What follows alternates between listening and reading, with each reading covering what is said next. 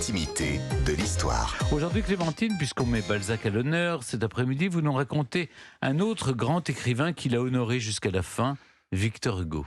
Que je cite par conséquent. Le 18 août 1850, ma femme, qui y avait été dans la journée pour voir Madame de Balzac, me dit que Monsieur de Balzac se mourait. J'y courus.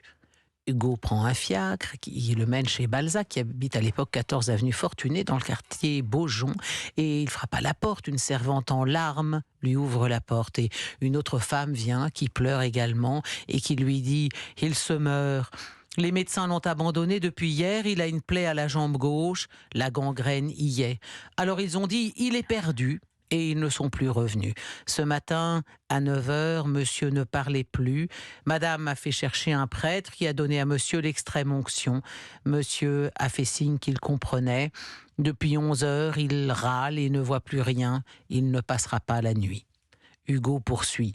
Je demandais à voir Monsieur de Balzac. Nous traversâmes un corridor, nous montâmes un escalier couvert d'un tapis rouge et encombré d'objets d'art, vases, statues, tableaux, crédences portant des émaux. Oui, on est bien chez Balzac. Puis un autre corridor et j'aperçus une porte ouverte. J'entendis un râlement haut et sinistre.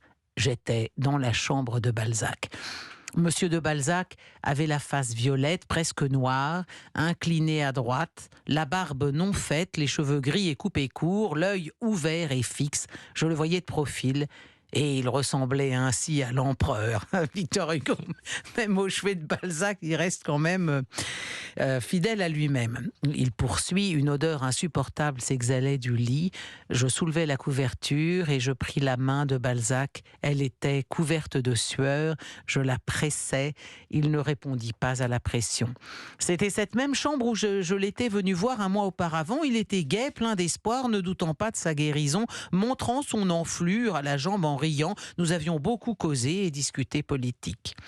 Tout ça, vous voyez, le récit est extrêmement complet et détaillé de Victor Hugo. Je n'en cite là que quelques extraits. Et à ce moment-là, la garde malade dit à Victor Hugo, il mourra au point du jour.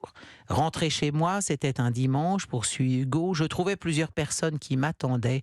Je leur dis, messieurs, l'Europe va perdre un grand esprit. Il mourut dans la nuit, il avait 51 ans. Et c'est Victor Hugo, dans la foulée de cette visite au chevet de Balzac sur son lit de mort, qui va prononcer le 29 août 1850 l'éloge funèbre de Balzac, dont je vous cite à présent un extrait. L'homme qui vient de descendre dans cette tombe était de ceux auxquels la douleur publique fait cortège. Dans les temps où nous sommes, toutes les fictions sont évanouies. Les regards se fixent désormais non sur les têtes qui règnent, mais sur les têtes qui pensent. Et le pays tout entier tressaille lorsque l'une de ces têtes disparaît.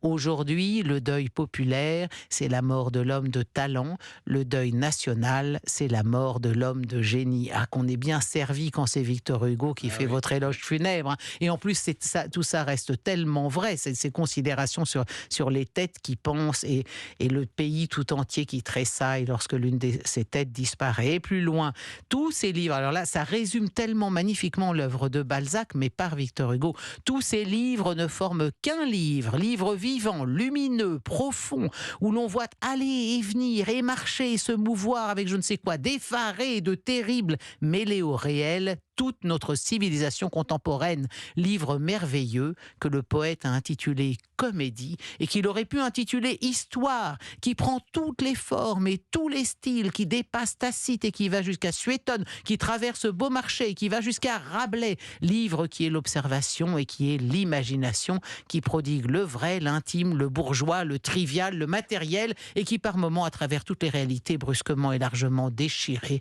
laisse tout à coup entrevoir le plus sombre et le plus tragique idéal.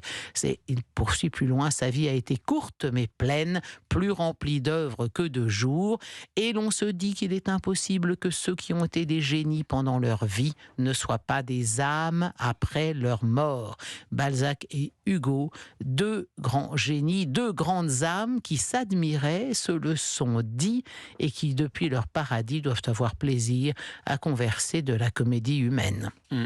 Et ont dû avoir beaucoup de plaisir à vous écouter, Clémentine. Je pense que Hugo aimait, Il aimait beaucoup il aimait vous l'avez beaucoup beaucoup s'écouter. cité. Ah oui, oui. Ouais, mais c'est c'est grisant de C'est se mettre grisant, dans les oui. pas de.